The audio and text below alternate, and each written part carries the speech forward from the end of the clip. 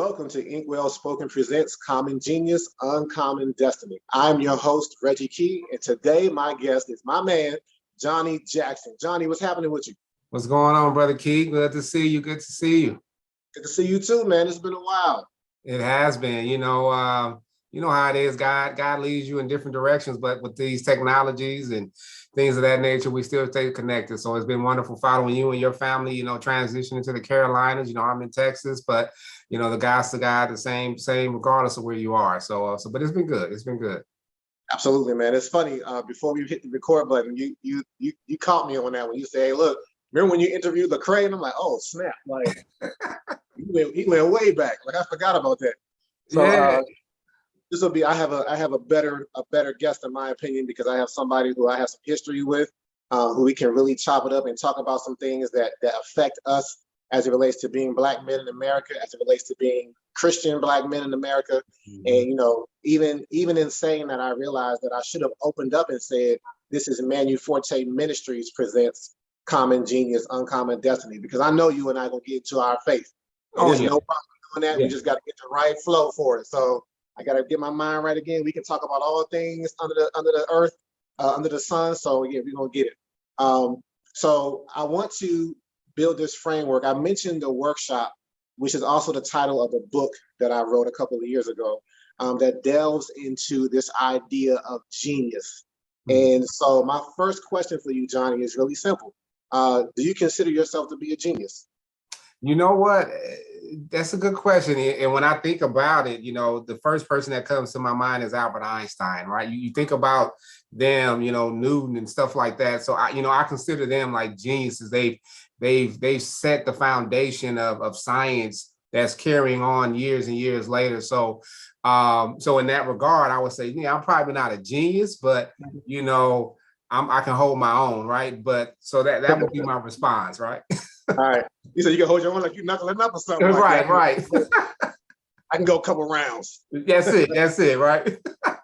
But check it. So I'm glad that you mentioned that because this is not an atypical response when I ask this question, whether it be adults or when I go into schools. Nobody, the vast majority of us do not consider ourselves to be a genius. And it's because we've associated this word to a person who we hold in high regard.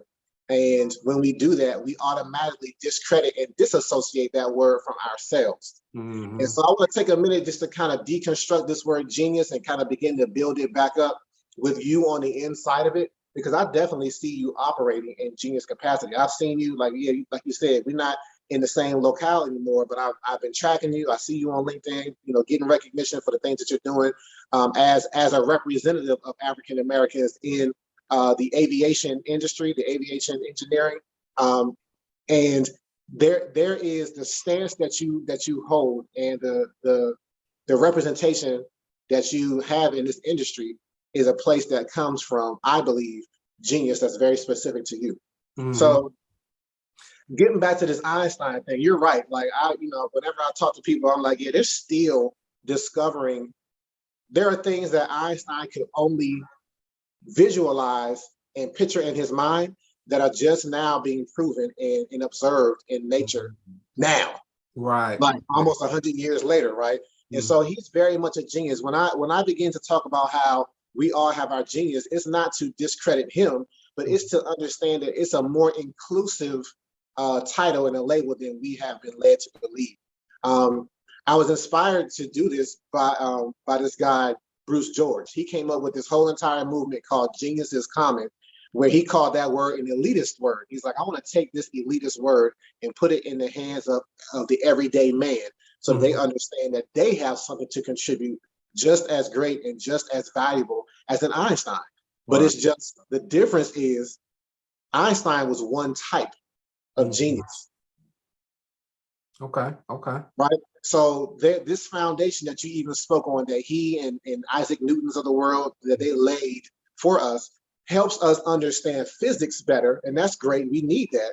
Mm-hmm. But there are plenty of other types of genius. When I go into schools and I'm talking to 200 or 300 people, I tell them, like, look, I'm looking at 200 or 300 different types of genius as far as I'm concerned. Right. So Einstein understood this because there's this quote that I always speak to people. and I want to see if you heard it before, that helps us begin to deconstruct this word a little bit. So you ready for the quote? I'm ready. All right, here it go. Like to hear it? Here it go. Yeah. Something like this. It goes, if you judge a fish by how well it can climb a tree, it'll spend its entire life thinking it's stupid. I've never heard that quote. Okay.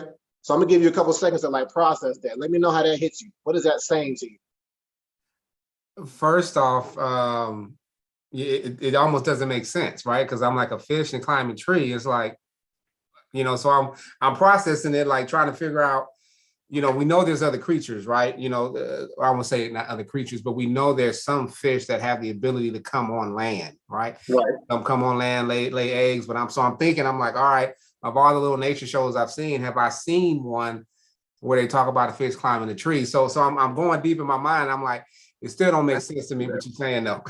Yeah. So the funny thing is, I like how you started off. How you said, first of all, that's not right. Like, let me tell you what's not right. I tell everybody this. I'm like, yo, the last 3 years have been crazy, right? Mm-hmm. There have been a lot of things that we never knew to expect to see with this pandemic. There have been a lot of, in the past, 4 to 6 years, we've seen some people come into office that we never thought would get into the highest state of the land. But I'm telling you what, Johnny, if I look outside my door right now and I see a fish in a tree, it's time to get off the planet. Like everything is completely off kilter. We need to just habitate Mars or something because, like you said, like first off, that's not right. Yeah. Like fish don't belong in trees. Period. Right. They have an element that's all their own. They were designed. You see how streamlined all fish are. You see that they have gills instead of lungs so that they can breathe and get their oxygen from this water. They are designed for the element of water. Right. And genius is very much about knowing what your element is, knowing what your lane is, and thriving in that thing. Mm-hmm. Genius is not about, hey, I'm gifted in all things. Because even Einstein wasn't gifted in all things. I've had some people who I've interviewed who say things like, well, Beethoven is a genius. And they're right. But I don't think that Einstein could hang with Beethoven on the piano, though, right? Right. Because their lanes are different. Mm-hmm. And so just like Beethoven and Einstein have these different lanes, you have a different lane from Einstein. I have a different lane from you. But that doesn't take away from the genius that you have and that I have relative to an Einstein. Correct. I got you. Yeah. So, I'm gonna pull on this metaphor, this fish for a little while, because Einstein is a bear. That dude can climb trees in his sleep. That's what he does. The tree trunk of physics, this man has scaled that thing like nobody's business. Mm-hmm. But for somebody to come along and see this fish and be like, hey, look, you should be climbing this tree like Einstein, like that doesn't make sense. Mm-hmm. Because what that person has done is they have not taken into consideration what it is that this fish was designed to do. Mm-hmm. And we do this a lot as people. We look at a person, we prejudge them. We all have our own prejudices, but prejudice becomes a problem when you begin to say, hey, this is how you fit in my world, regardless of how you really were designed. Mm. If you try to then impose your prejudice and your way of thinking on somebody else, then there's a problem. Right. And that's only half of the problem. The other half of the problem becomes if that person doesn't know who they are already.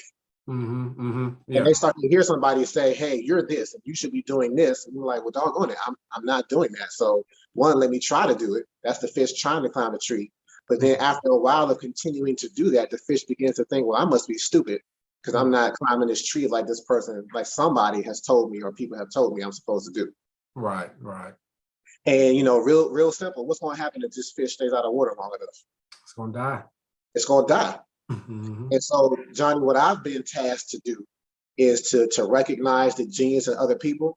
And I see that it's dying and make sure that I resuscitate, revitalize, and resurrect it. Mm-hmm. Okay. Because the thing that I've been put on this planet to do is to make sure that you know why you were made and whose image you were made in and how you understand. Once you understand what the right design for you is and what the right label to put on you is, you won't respond to anybody else saying anything less or different than that. Mm-hmm. Mm-hmm. Right? Okay. And we as African American males, we fall victim to that often because we've been, we've been taken from our ancestral home, put into a place that is foreign to us, fish out of water, and then told, well, you're this, and this wasn't good. Right. And so, having been removed from our culture for long enough, we begin to think, well, maybe this is all I really am. And that's like historical. Let's fast forward to now. You and I have shared many conversations about our love for hip hop, but the disdain that we have for where it is now, because what's allowed to get into the radio and into our hearing, into our minds and our heart, is an image that's not it's not all encompassing of who we can be. Correct. We're more than drug dealers. We're more than ballers. We're more than it's our content is more than just, hey, I got the freshest car, the freshest house, the freshest girl, this, that, and the third. But if our young men don't know who they are in the first place, and they see this industry continuing to propagate this image of a Black man, they may say, well, maybe this is who I am.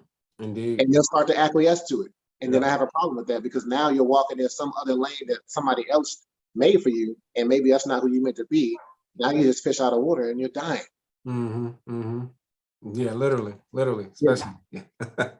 So go ahead and speak to that, man. I took over for a little bit. I heard my voice too long, man. Go ahead and say what you want to say, man. No, I like it. In the space that I'm in, especially within workspace, we've been talking a lot. You talked about the Black man, and in terms of our ability and desire to say move up in the ranks in society and in our careers. And to your point, sometimes we feel like that's not for us, right? The imagery of what we've seen continuously over our history was never really us in those places. And again, we can go back historically and find those anomalies that did great things, and that imposter syndrome in terms of, well, that's not me, or maybe that was and I can say for sometimes that maybe that person was just had the gall to go against the grain. But is that me? Is that for me? Can I do that? Can I have that sacrifice? And a lot of us don't feel comfortable accepting those opportunities. And so it's really been a good opportunity for me over these past few years, moving to Texas and seeing things happen in my life, to say, let me rise up and let me put myself out there and do some things that were uncomfortable, and see how I thrive. And in that, to your point, when I'm talking to kids, I look back on my past and I'm looking at, there's certain things that happen in life, and it's like I couldn't have wrote my path this way. And I'm trying not to get too soon into this higher power discussion, but when it's in you, right? But I just felt that God was leading me down this path for a reason. So when I'm talking to these kids and I look back at my upbringing with my parents, my mother, and the drug situations, my dad and his situation with being a bum on the street, and I'm like, you are not the product of your environment, right? So like you said, we were taking out of the situation of our ancestral home, that was stripped from us, and we were in a foreign land. But the things that they put on us doesn't mean that that's who we really were, right? We were destined for more, and we saw countless situations of that. And so, I'm reminding myself and others to say, who am I not to allow myself to ascend to whatever ranks that, I can ascend to. And I'm looking at, I look at certain people, and like you said, we can put them in high regards. And I think this is good when you really start to talk to people and get to know people. You see, not to bring them down, but you see how human they are, right? And they're just living out what they believe is right, or what they feel is the course of their action for the day or for that period, and saying, hey, you put me in this position. This is the decision that I'm making and how I'm processing it going forward.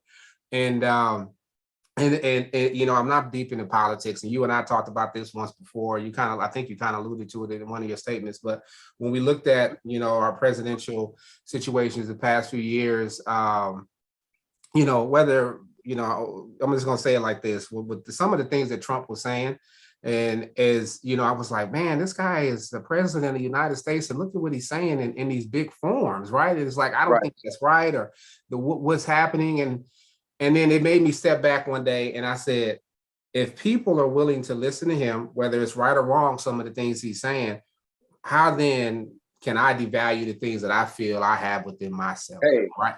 And so I said, you know what? If somebody's going to come to me, you included, and want to hear my voice, I'm gonna give it to you, right? I've gone through things in life, and I'm gonna give you my perspective.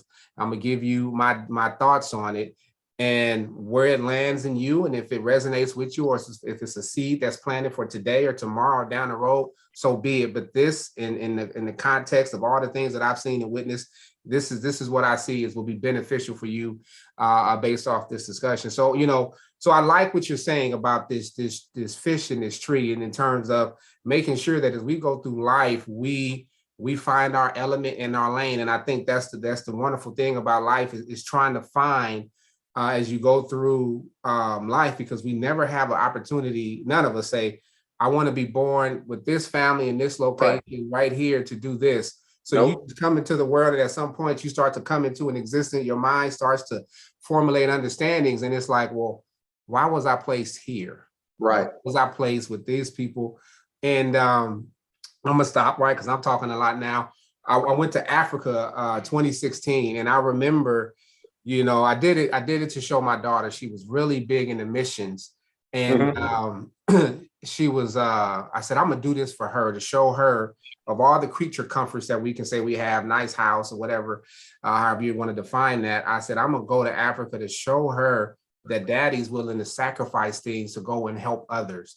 But it was a weight on my mind as I'm seeing pictures. You have what you see, History channels and stuff like that, in regards to what's it going to be like without my creature comforts, right? Over in Africa.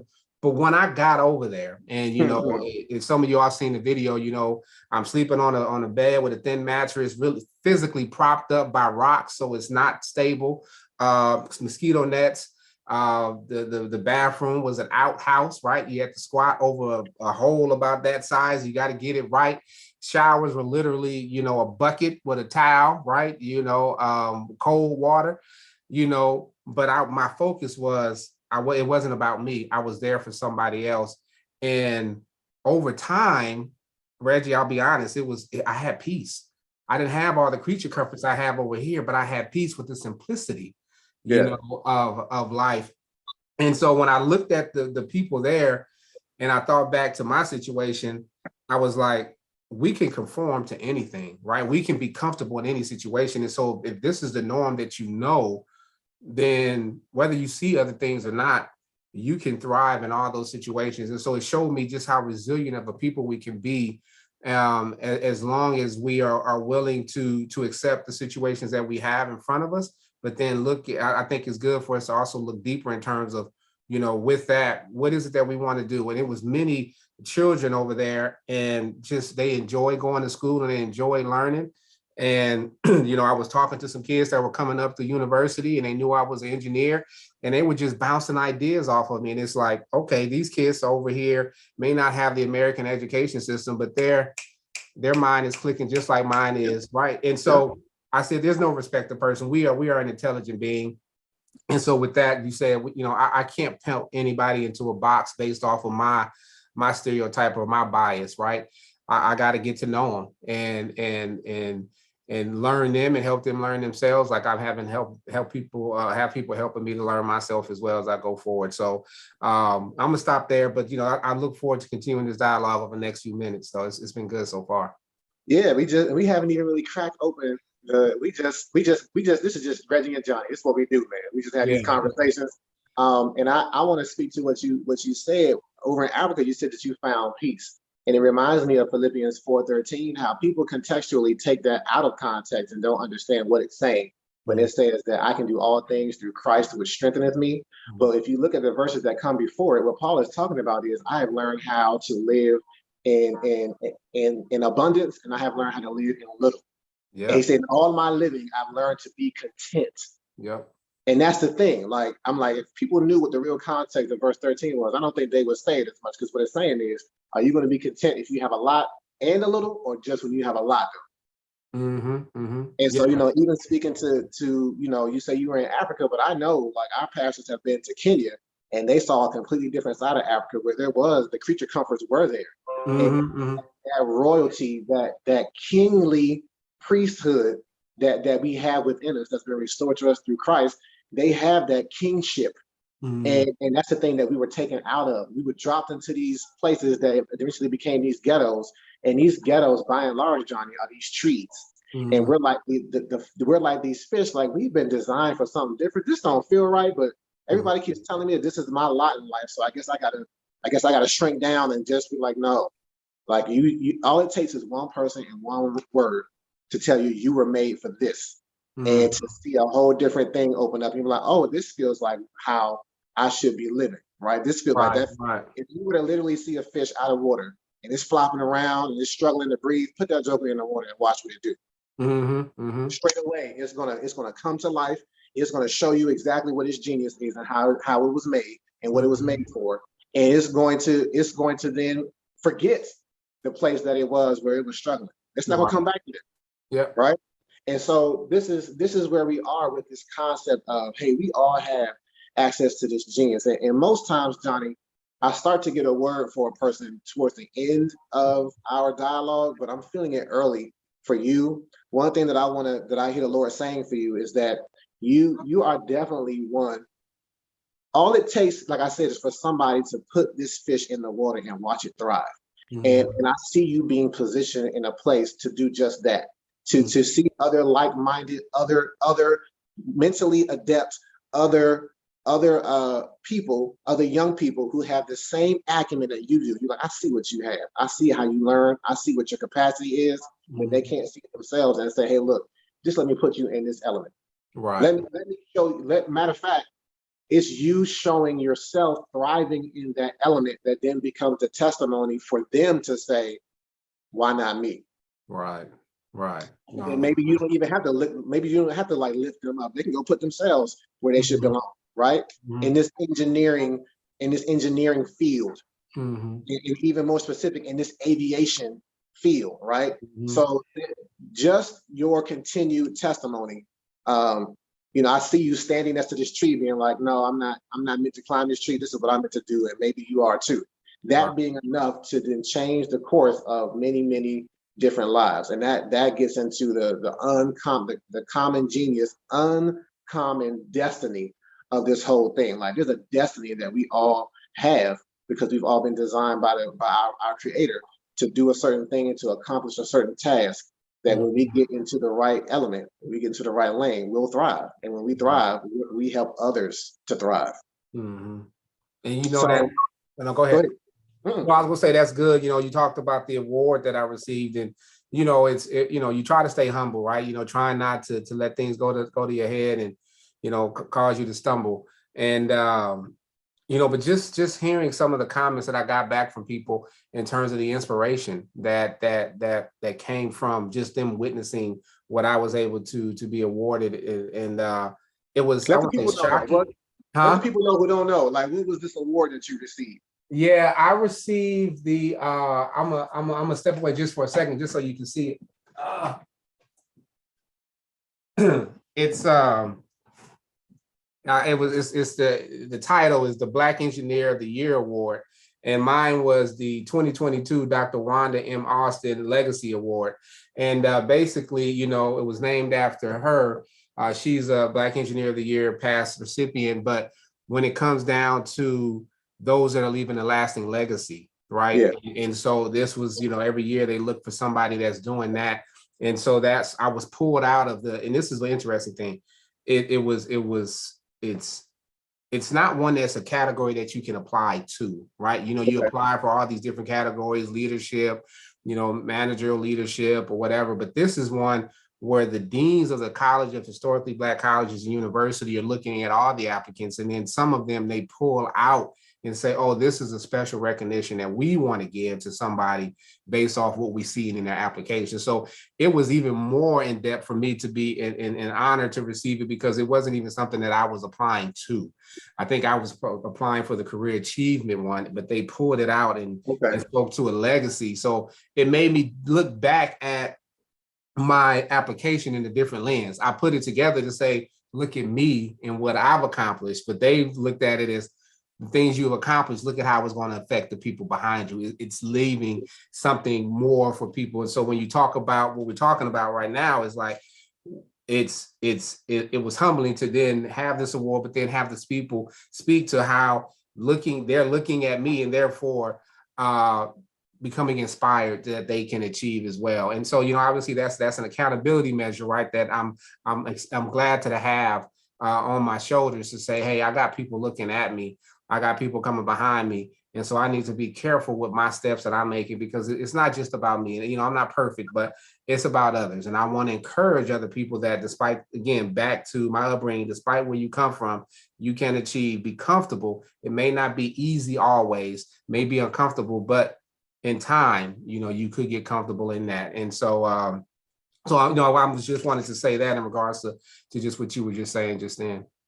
Yeah, and it's cool that this award has somebody else's name on it, because it does imply that there's a legacy here. There's a legacy that you are honoring and keeping up, and then eventually somebody's going to, because they saw maybe you and not the original recipient, then they'll be lifted up to say, okay, this is something that I can aspire to.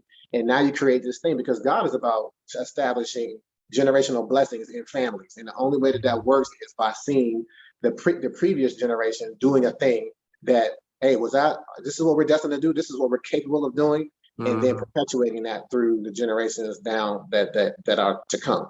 So I want to get into, there are some components to genius that the Lord gave me that I want to talk about, that's going to continue to deconstruct this word and then build it back up. Okay. And those three components are passion, talent, and purpose.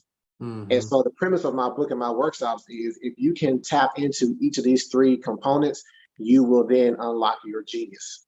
And most people who I talk to, by the time we get really into the thick of it, I'm like, you've already been operating in this. You just didn't know that it was genius. And it's something, Johnny, about just putting that label on it that can make you take it to the next level, that can bring another dimension to it, and another form of intentionality, where you're like, okay, like I'm doing this in my design and in my element. And what I'm doing is, this is not, like you said with your award, this is not for, self-promoting.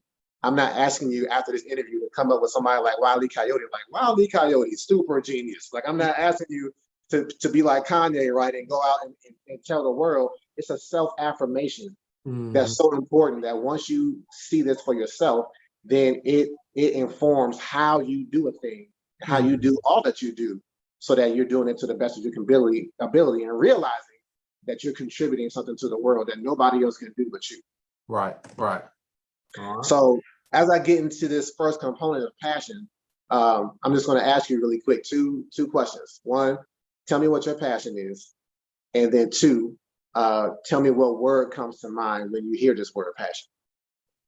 Okay. I think for me, passion is, I think just looking at my life, I just have a passion for helping people, right? In whatever capacity that is. And I mean, I can look back at my life if I step back and I remember mentoring kids in math studies. I remember, I don't want to say I was the unpopular kid. I mean, I had friends and stuff like that, but I always found those that were the outcasts, right? And I always found a way to connect with them and try to draw them in, right? Whether the in crowd that I was with fully embraced them, at least they knew they had me, right? And so was always looking for those that I would say were marginalized, and so that's just always been something that I've done, to the point where, again, not touting my own horn, but just giving you context is, I do things to help the homeless. When we go out to restaurants, we've got people in our lives, it's about service, right? And it's like, I'm just getting here, I'm coming here to get served, right? I'm paying my money served, and not looking at the people that are serving them, right? In terms of the waiter, the person that seats you, the person that's cooking, they have lives as well. And so, from time to time, my wife will say, hey, tell the cook this was good. I love the seasoning, or, we'll talk to somebody we try to go to small businesses, they have a passion, right? And so they want to, provide those foods. But for me, it's just helping people. And so the last part you asked is what word comes to mind when I think of about that is it would have to be, for me, in my passion, it's going to be service. Service. Okay. All right. So I love this, because you're using some words that I'm going to use in a minute. You beat me to the punch. Most people I beat to the point when I talk about the marginalized. Mm. This is very much about reaching the marginalized, because if you look out into the world, you can tell that it's broken. Like, would you agree with me that the world is broken? Yes. The world is broken because there's this gap, this ever increasing gap between those who are being marginalized and told that they don't have a place. And it's never told directly, it's told in just how we treat them, right? And Mm-hmm. those who are thriving. And we need to be that intermediary. Like you said, like, hey, look, I'm thriving, but you need to know, outcast, you can thrive too. And Mm-hmm. I like that you use that word outcast. I'm going to continue to remember that in my mind, because the outcast is the fish out of water. The outcast is the person who's like, yeah, I don't think I belong, and people keep telling me that I don't. But it's our job with our genius to involve everyone in this process and say, if I'm thriving, you can thrive too. And Mm-hmm. so when we you and I'm reminded, I have to pause for a second because I'm reminded that you saw this workshop in its very elemental forms. Remember, you used to invite me to come talk to kids about financial aid, because that's what I Mm-hmm. did for a little while. And I would talk a little bit about this thing, this passion. I don't know if you remember this, but I had this quote that said basically, if you can figure out what it is that you hate, you can figure out what your place is in the world. Oh, I And remember because I still use it today. this is the final form of that. I Mhm. had one slide that talked about that, and I got it from. You remember the name of the book that I got this from? Did I mention it back then? I don't know if you did. I don't remember though. It was Mike Murdoch's The Assignment. Okay. Okay. And so this assignment talks about, and I used to talk about it from a perspective of, because it wasn't just about financial aid, it was about college preparedness, and saying like, hey, if you want to figure out what it is you should major in, figure out what you hate. Mm-hmm. Right? Because that thing will drive you. That thing will be the passion that gets you into the full breadth of what it is you were meant to do, and you'll be driven to do it in such a way that can't nobody stop you. Whether you're Right. doing it on a large scale or small scale, it won't matter. And if you can tap into that and then focus your major around that, then you'll know what college to choose. So that's how I kind of played it up then, but it's evolved since then. Okay. But yeah, Mike Murdoch talked about this Popeye moment. Mm-hmm. Remember that? Do you remember? Mm-hmm. So he said, what did he say? He said, like, look, what is I've had all I can stand. I can't stand no more. Popeye would get mad. Bluto would be beating him up, and he would take all he could stand, and then he would bust out that spinach. And then the situation about to change, because Right. he's like, I've had it up to here. I'm not taking it no more. Mm-hmm. And he's like, man, if you can find that moment and find what that is, then you're on the way of finding your assignment. Mm-hmm. And so how I relate that now to the world being broken is when God looks out on the planet, he sees brokenness. He's like, man, the world is broken. We know why it's broken. It's because of sin. Mm-hmm. And he did something about it 2,000 plus years ago, Mm-hmm. right? He created somebody, Adam, that looked like him, that was in his image and likeness. And he was like, I want to partner with you to fix the brokenness of the world. Mm-hmm. But we know what happened. The brokenness got into Adam. He started sinning. Eve started sinning and messed up the whole equation. But of course, we know Jesus brought it back and got us back in right standing to continue this mission of, hey, transform this earth so that it looks like heaven again. Mm-hmm. Mm-hmm. Put everything back in order. There's disorder all around you. And that disorder, Johnny, is a thing that impacts each of us. And like the disorder that I don't like, the disorder that I hate, is probably different from your disorder. And it's okay. This is helping us define our element. You said something earlier. You was like, hey, look, why was I born in this environment? Why was I born in this generation? Why was I born to these parents and this family? Mm-hmm. Because there's something about that brokenness that God, when he saw it, he was like, that breaks my heart. Mm-hmm. I want to put somebody in that situation, in that generation, and I'm gonna give them a piece of my heart so that it breaks their heart the way it breaks mine.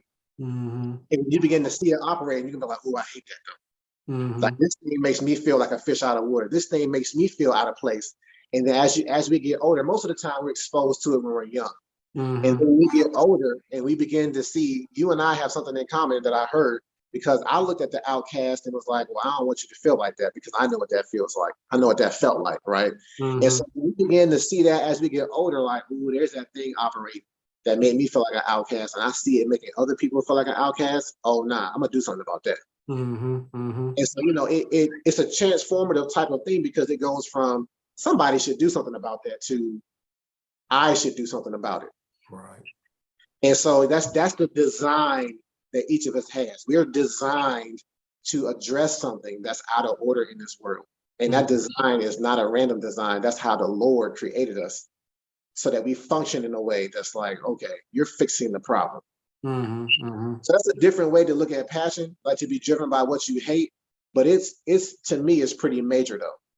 No, I like it. That's why I told you. I said, well, I heard you say that time ago, and it's resonated with me so much that I'm always looking at it in regards to just even my career path. It's like, okay, there's things that I know I don't like in my day-to-day job, quote unquote, and so it makes me step back, and it's like, all right, do I hate this? Like, is there something in here that maybe I should pivot in what I'm doing to help bring forth some change and even processes and procedures in my business?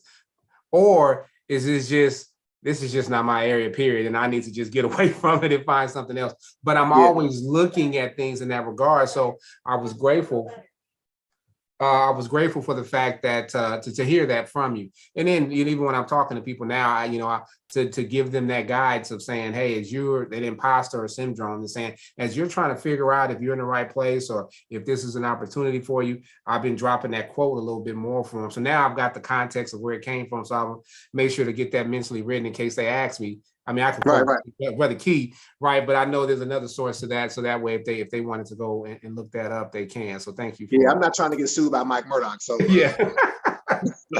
Give credit where credit is due, right? That's why I started Bruce George. Like Bruce George put me on this path of the commonality of genius. And there been these different components over time that have helped me pull all this together. So nothing of this is originally my own, but it's just the Lord gave me these different pieces and said, now put them together and see what I'm about to show you though. And so even as we start talking about, what is it that's on your job that you see like, man, I can't stand that though.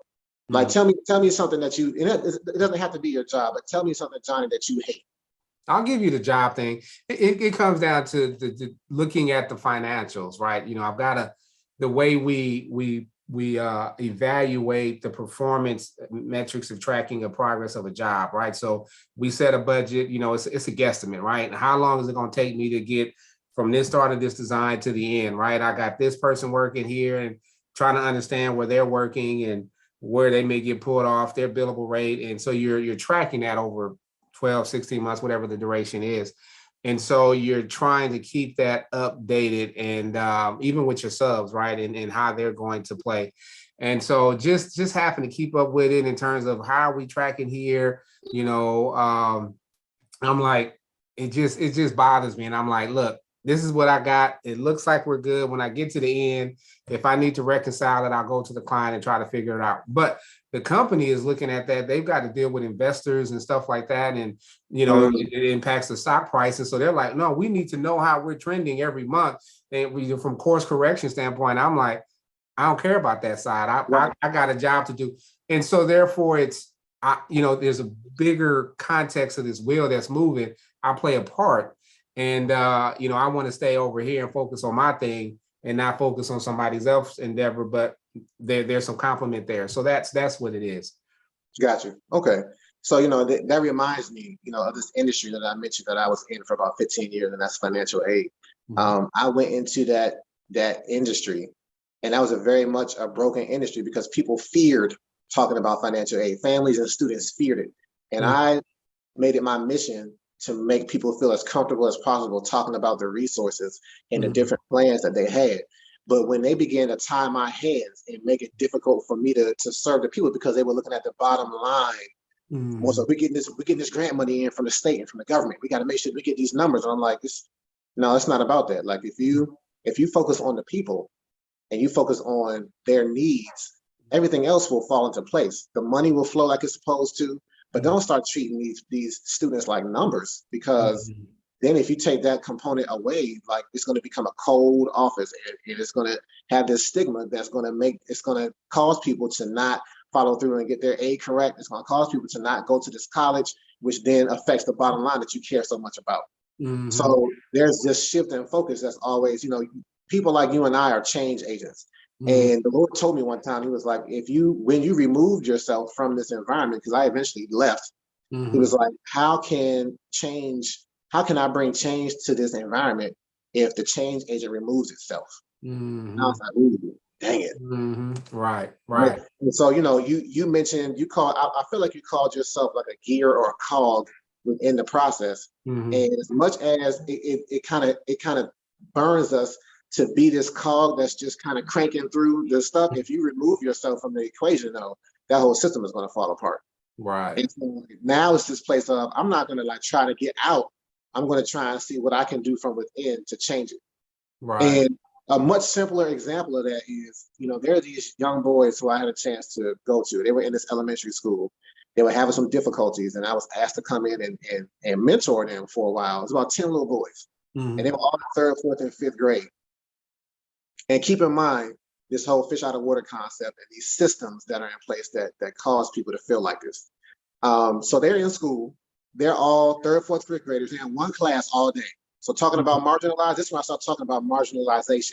They were Right. all pushed to the side. We would have called it special ed back in the day. Now they're saying Mm-hmm. they're on individual education plans, IEPs, they have ADHD, they have AD, all these negative labels that are Mm-hmm. getting put on these minority little boys that are in this system that wasn't built to really withhold them or service them, right? And so Mm-hmm. instead of addressing the system, they were made to feel like fish out of water. And so when I began to talk to them about their genius, first of all, Johnny, when I was like, hey, you're a genius, though, they was like, who are you talking to? They got mad at me. Yeah. They got offended that I Yeah. would dare give them a label that affirmed something good in them because they had Mm-hmm. gotten used to, you stupid, you trying to climb, you a fish, you supposed to be climbing this tree. So they got Mm-hmm. used to all these negative labels that that the school was affording them. And Mm-hmm. so they felt out of place. So that by the time I got to the second question, they say, well, tell me what you hate. What do you think they told me? Probably you now. Not me, because I'm not the one telling them. Like these little boys who could never agree on anything. They could never agree on what game to play, when to play it, who said what, whatever. They all universally said the same thing. They all identified the system that was making them feel this way. And it was like, this is what we hate. What do Yeah. you think it was? What system was making them feel like that? The school system. The school system. It's like, we hate school. Now what you gonna Yeah. do? Yeah. And they thought they wrecked my whole workshop. Like, yeah, Yeah. yeah. And I was like, you know what? Actually, I'm glad that you said that. And then like the teacher is sweating because she's like, man, what is this? What did we bring this guy in here for? Why he got them focusing on hating school? Like we already trying to get them to like school, but you can't get them to like a system that's not built for them. Right. And so I was like, I understand why you hate school. I said, you know why you hate school? It was like, duh. I'm like, no, listen. I'm like, did you know that there, I mean, I'm talking high level to these kids, but we gotta raise the bar for these kids and stop trying to meet them at their level, but raise them to a next level. So I said, did you know that there's 8 different learning styles? And I'm like, no, I don't care. And I was like, did you know that schools for the most part only really teach from 3? Mm-hmm. And so if you don't speak one of those 3 learning styles, which is auditory, you got to hear it, visual, you got to see it, or logical, left brain. Mm-hmm. If you're a right brain thinker, or if you're kinesthetic, which means you got to move around to process information, or if you're exploratory or expeditionary, meaning you got to put your hands on stuff, but you're constantly being told to keep your hands to yourself. Then Mm-hmm. now when this information is being sent to you, you're not processing it. You're like, it's don't make no sense. I don't understand this, and I feel stupid, Mm-hmm. Mm-hmm. and I hate this place Right. because the solution is being marginalized. Because I told them, I was like, look, if you're telling me you hate school, then what you're telling me is you're a future educator. Mm-hmm. It was like, wait a second, what did he just say? Right. And they got real, they like backed away. I was like, no, come closer. Like, why are you backing away? Like, listen to me. I was like, if you take your learning style, first of all, you got to discover what it is. And it's easy to get a test and Mm-hmm. figure out what your learning style is. I said, instead of removing yourself from the system, like, I hate this place, I'm never coming back. If you go get an education, get trained in to be a teacher, and then go back to that system, your learning style will then become your teaching style. Mm-hmm. And now you're complementing or completing the system that was broken when you went through it. So that somebody else who has the same learning style as you, when they hear you teaching in their learning style, they're gonna be like, oh, I'm picking up everything you're putting down. Right. Right. But while they keep getting marginalized and told that, hey, really, you don't really belong here, the system stays broken. Mm-hmm. Mm-hmm. But if we had every learning style represented as teaching styles, and then within every grade, we had those people matched up, those students matched up to their teacher that had the same teaching style as their learning style. Now you're doing something. Now that's game changing. It is. It is. And like that type of approach can change not just school systems, but systems of the world in general. Mm-hmm. Mm-hmm. But as long as we keep on, nope, you don't, indirectly telling people you don't belong here, you're a fish out of water, and they're like, yeah, you're right, and I feel dumb. And they had grown adults saying I hated school. Well, Right. that's why they hated it. Mm-hmm. But they were put on the planet to actually help address and fix it. Yeah. So the thing about passion or identifying what's broken in the world is like if you have something, I know you got 3, 4 beautiful children, right? You have a wife, beautiful wife, and I know when something is broken in the house, who they come to fix it? They come to me. They come to you, right? Yeah. And so when you see something that's broken, and if you feel like you have the capacity, the wherewithal to fix it, what might you start looking for that's going to help you fix it? You start looking for the tools. First, you assess the situation, then you look for the tools, the proper tools to fix it. There it is. You look for the tools. So the next part of the equation, the talent part, is the tool. Mm-hmm. Like when Moses was told, hey, look, you're going to go before Pharaoh in Egypt and tell Pharaoh to let my people go. He was like, I don't think you know who you're talking to. I can't talk. I don't talk eloquently. He was like, don't worry about that. You got your brother. And then he was still making excuses. And then God just stopped him for a second. He's like, pause for a second, man. He said, what is that in your hand? He's like, oh, this is just my staff. And he said, you know what he did with the staff? He's like, put the staff on the ground. The staff turned into a snake. He picked it up, turned back into a staff. He was like, that's the type of power that I'm giving you. Now go to Pharaoh and tell him to let my people go. What's in your hand, right? So the question becomes, what is your talent that is really the tool that God has given you to address the thing that's broken, which is driving your passion? Mm-hmm. Mm-hmm. And in fact, taking nothing away from Rick Warren's purpose-driven life, that in fact is your purpose in life, is to figure out what your God-given talent is, realize that it is a tool to address the thing that's broken, which is your passion. Mm-hmm. And when you can piece those things together, Johnny, now you're starting to get into your specific and unique genius. Mm-hmm. Okay, I like it. So you picking up what I'm putting down? I'm picking it up. It's processing over here. All right. So tell me, man, what's your talent? What would you say your talent is? As you were talking, and again, as I've been going through this life journey and just looking at things that have occurred in my life, things that I've heard, things that I can look back and process. It's I think my talent is being a people person, right? People person. People, not to say, not the jock type syndrome. Oh, that's a jock. Everybody want to be around the jock. But relatability, right? People feel comfortable around me and talking to me, just pouring out to me. You hear a lot. My favorite scripture is be slow to speak, but quick to listen, right? And that listening aspect. And I think a lot of times we as society, we don't really listen with a keen ear for listening, processing what we're hearing, but it's more of we just listen in to say, oh, let me give you my opinion, right? I'm not really listening to what you're saying. I'm listening for your break so that I can respond to you, right? Yeah. Well, I don't hear what you said, but this is what I want you to know. And so I've seen that, and I believe that the tool that I have is being relatable. And so as I've looked at my career path and in various situations and opportunities that were afforded to me, back to, let's say, the genius piece, but the intelligence piece, I'm like, or even Moses' piece, hey, I may not be the best orator, right? I don't know if I could speak. I don't speak like this person, or I don't write like that person.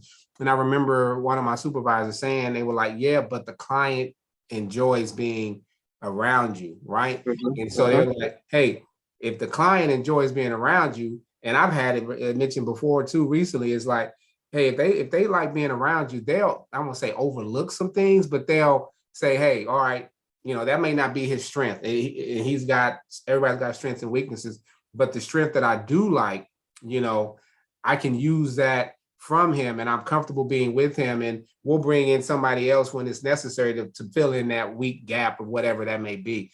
And so I'm learning now to better utilize that tool of being a people person. So when it comes down to that passion, right, and trying to help those other people, the marginalized, or help bring people together, that's what I'm utilizing now. Is like, hey, people are comfortable being around me. Again, staying humble, not taking advantage of it, and how to use it in its proper context and say, okay, if what can I bring forth in this environment to bring forth a greater good. And I'll give you an example.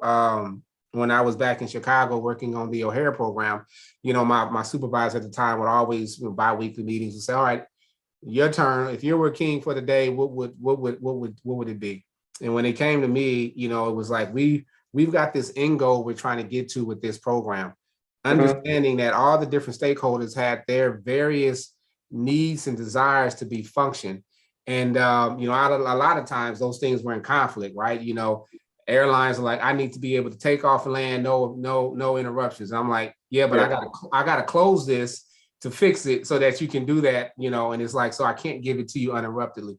But we knew there was a common goal that we wanted to get to at the end. It was like, how can I bring all these stakeholders together to get to that common end? And so it took a lot of talking and listening to understand the perspectives and desires and I'm gonna say opportunities that could be utilized to say, if we process a project like this at this time frame in this way, we can complement the needs to get to the end goal. And so again, I just believe that with that tool of people being comfortable with me, it allowed me to what I say now is just solving problems to get to that solution at the end of the day. So, and the funny thing is, before I began to unpack this whole equation, when I first asked you at the beginning of this interview about what your passion was, you were already speaking to that. You were already speaking to, hey, look, man, I just like bringing in the outcasts and making them feel like they have a place, right? And so now that it's showing up again, the talent piece, that you're a people person, that you have been in many different systems and many different environments where your relatability then allow other people not to just feel comfortable with you, but to feel comfortable with the environment that they saw you in. Because once they feel comfortable in the environment that they see you in, because they're relating to you, now all of a sudden they're at ease, not just with you, but with the environment. Like, oh, okay, it's all right to be out of the element that I've been in and realize that I can be comfortable somewhere else. And I can be comfortable and I can thrive here because Johnny is here and leading by example, but not just leading, but teaching and bringing me alongside him to see like, okay, this is how this system can work and this is how I can fit within it. And I mean, that's the approach that I had with financial aid. Like, let me show you how this works. This is intimidating, but it doesn't have to be. And letting people feel comfortable. And it's not about having the solutions all the time, but it's just about, it's about empathy and being like, hey, look, I can see how this will make you feel, and acknowledging that and saying, hey, look, I see how this is making you feel, and let me do what I can do to make this feel like a better situation for you. And you might not have the solution that day, but they can walk away from you feeling like, I got somebody that's advocating for me, right? That believes in me, that sees me no longer as an outcast or an outlier, but as somebody who can be in the process. And so this is what I hear the Lord saying this for you. You mentioned something about employment, and I don't know, you don't have to get into the weeds about what that is with your employment, but I see that your skill set and your genius is something that is transferable to any industry. But I see you being one who is even like a consultant, where you can come into any industry, any business, and say, hey, look, this is where I see the shortfalls of your systems, and this is how it's causing your coworkers or your employers to feel, your employees rather, to feel like they don't belong and they're not a part of the process. But here's how: if you just do these things and make these changes, because remember, you're a change agent. You can begin to make everyone accept the process and see where they fit into it, instead of being also decide complaining about it and being cast out and not feeling like they have a place. And so that is a very valuable type of commodity that I can see that you bring. Your mic changed on me. I don't know if it's my end or your end. So did you not hear what I was saying? I can barely. It sounds more robotic. It just clicked all of a sudden. So I'm having trouble hearing you. You having trouble hearing me now? Yeah. Okay. So I don't know what I can do about that. We'll keep talking. I'll get a little closer to the screen. Okay. The long and short of it is, I see you as a consultant. Did you hear when I say that? But where you can go in into any particular business or any particular industry and show them their systems and how to bring everybody involved into it so that they feel comfortable with the system and feel comfortable contributing to the system because they're able to bring all parties together because of government relatability. Okay. So, that's something that works within where you are now. But then you can take that, I see your change agency multiplying.